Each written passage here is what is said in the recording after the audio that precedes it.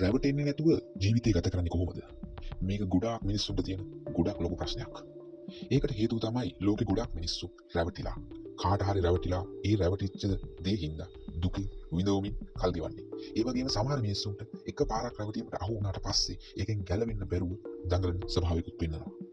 එතකොට මේ කියන රැවටීම කියන දේ එහෙම නැත්නම් රවට්ටන මිනිස්සුන්ගෙන් ගැලවෙන්නේ කොහොමද? එහෙම ගැලවෙන්න නම් ඔයාව රවට්ටන්න විශාල සම්භාවිතාවයක් තියෙන මිනිස්සු මොන වගේද කියන එක අඳුර ගන්නවා. එතකොට මේ අඳුර ගන්න පළවෙනි කාරණාව තමයි හුඟක් මේ වගේ රවට්ටන මිනිස්සු වැඩිපුර කතා කරන අය. වැඩිපුර කතා කරනවා කියන්නේ නිකන් නෙවෙයි. එයාලා තමන් වැඩක් කියන එක උණුප්පා දක්වන්න හැම වෙලෙම උත්සාහ කරනවා.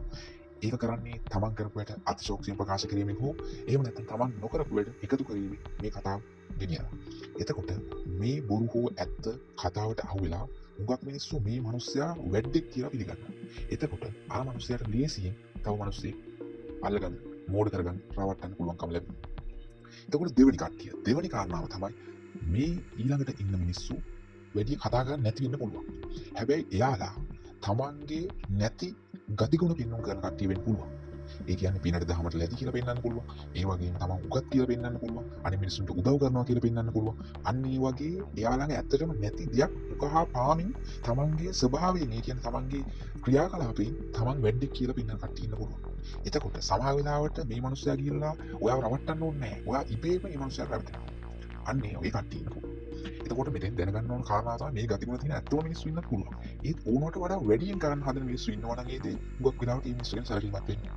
තුන්වෙනි කට්ටිය තමයි එයාලා වැඩි කතා කරන්නේත් නැහැ. ඒ වගේම ගතිගුණ වලින් මහ ලොකු දෙයක් පෙන්වන්නේ නැහැ. හැබැයි එයාලගේ පිටත ස්වරූපයෙන්, ඒ කියන්නේ අඳින පළඳින විදිහ, යාන වාහන වලින්, ඒ වගේම තවත් විවිධ දේවල් වලින් තමන් සම්බන්ධ වෙන උත්සව, එහෙම නැත්නම් තමන් යන්නේ නැතෙන් අන්න ඒ වගේ විදිහට, අන්න ඒ වගේ දේවල් පෙන්නුම් කරලා උණුප්පා දක්වලා තමන් ටිකක් සමාජීය වැදගත් පුද්ගලයෙක්, එහෙම නැත්නම් තමන්ට සමාජයේ තැනක් තියෙනවා කියන එක පෙන්නුම් කරලා, එහෙම නැත්නම් සල්ලි පෙන්නලා අන්න ඒ වගේ තමන්ව රවට්ටන්න උත්සාහ කරන කට්ටියක් තියෙනවා. අන්න එතකොට මේ කියන තුන් මිනිස්සු කොට්ටාශය තමයි හුඟක් වෙලාවට බහුතරයෙන් අපිට දැනගන්න ලැබෙන්නේ රවට්ටන්න පුළුවන් වැඩි සම්භාවිතාවයක් තියෙනවා. හැබැයි ඒ වගේම තව මිනිස්සු කොට්ටාශයක් ඉන්නවා. මේ කට්ටිය ගොඩක් නිහඬයි කියලා පෙන්වන්න හදන කට්ටිය. එතකොට මේ කට්ටියට තමයි හුඟක් මිනිස්සු අහුවෙන්නේ. ඒකට හේතුව නිහඬව ඉන්න පුද්ගලයෙක් ඔයා දැක්කොත් ඔයාලට කුතුහලයක් ඇති වෙනවා. මේ මිනිස්සයා මොන වගේද? ඒක ස්වභාවයෙන් වෙන දෙයක්. එතකොට මේ මිනිස්සයා ඒක ප්‍රයෝජනෙට අරගෙන ඔයාව රවට්ටන්න උත්සාහ කරන්න පුළුවන්.